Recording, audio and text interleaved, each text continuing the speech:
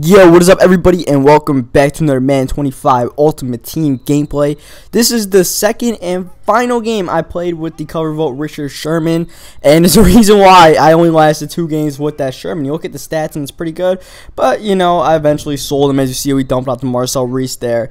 I mean, it's a good thing that the Sherman card player, whatever you want to call it, isn't like a complete beast, considering so many people can own it, since it was via collection that only costs, like, if you bought the collectibles at the right time, it costs like 100k, maybe even less than that to complete that collection. So, you know, I guess it's a good thing. But you guys will see eventually why I don't really like the Sherman too much. It's debatable. Some people might say that you know, it's still pretty good. It could do work for them, but for me, not really too big of a fan of Sherman. I wasn't too big of a fan of any Sherman MUT card. I had Sherman in my team the whole entire year. I just got it because just in case to see who the collection winner was. It might have been like a really beastly Cam Newton card. Who knows? You know, I didn't know I was getting a Sherman at the time, even though Sherman was the favorite to win. So this is one of the random MUT head-to-head season games. I don't remember what week this is or anything like that. But on 3rd down and 11, I tried to throw the fade route, and we throw an interception to Sean Taylor instead.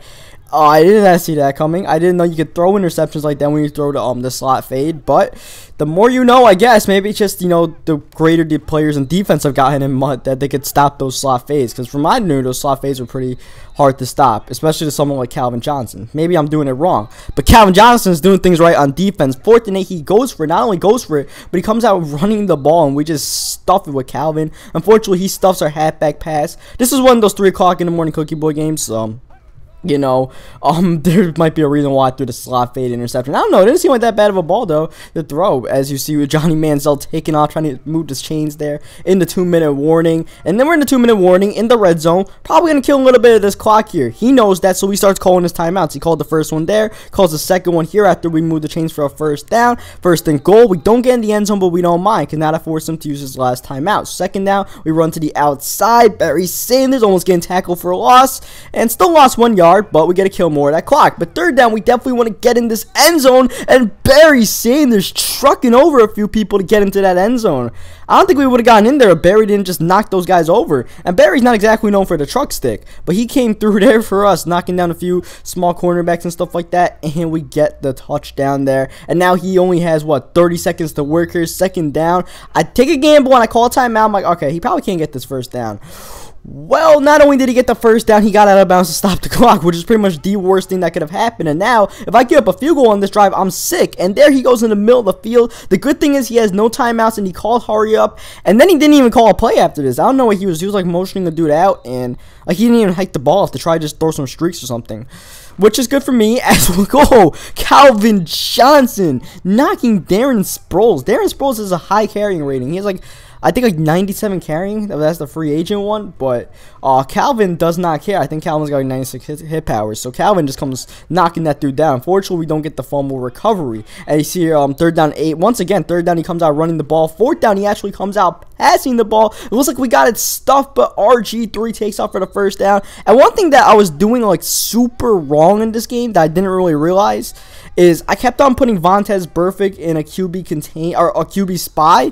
Well, I probably should put him in a QB contain. And the QB spy, I guess, just gets sucked into the middle of the field all the time. So that will leave RG3 wide open running rooms to the right side. Here you see, I think I actually put him in a contain, and RG3 was still too fast for that. But still, like, I would put him in a QB spy a few times, and it would just completely screw me up. But right now, this dude, he's running the ball, he's moving the chains for 1st downs, but he's also killing a lot of clock. As you see, he's already burned up the entire 3rd quarter. 3 minutes and 22 seconds left. Someone gets injured, not sure from which team, but he's moving the chains almost.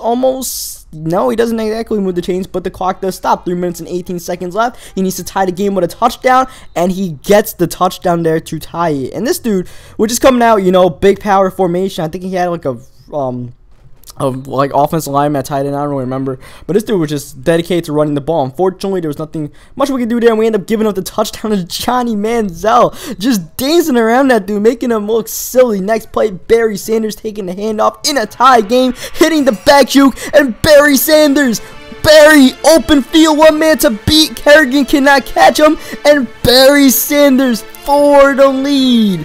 Barry hits the end zone, and if this was more of like a competitive game or something like that, I would have actually gotten down at the like 30-yard line or so, 30 or 20-yard line, give or take.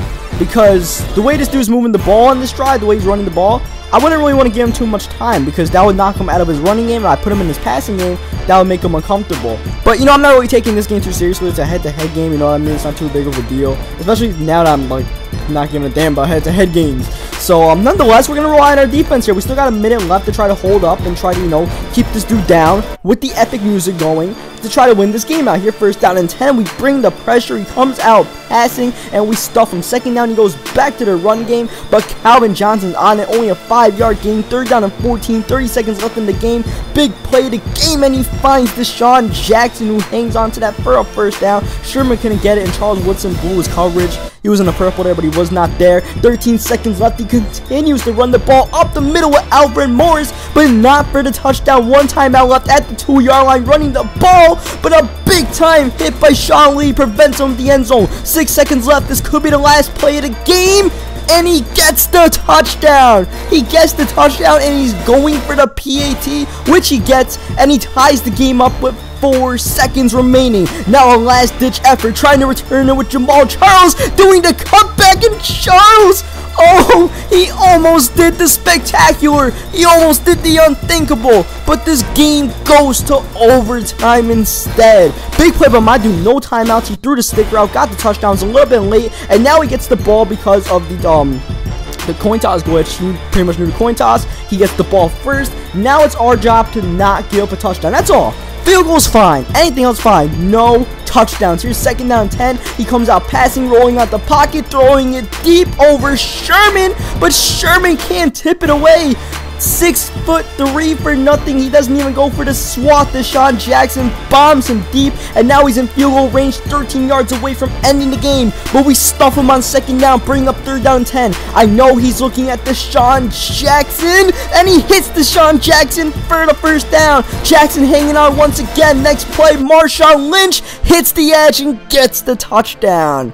Now, one thing I regret is that I knew he was going to Deshaun Jackson, but I never made a play on the ball. I don't know why. And we ended up giving up the game-winning touchdown there eventually. So, hope you guys leave a like in the video if you enjoyed it. Subscribe for more Madden 25 Ultimate Team gameplays and all of that. Saying goodbye to Richard Sherman, and I will catch you guys next time.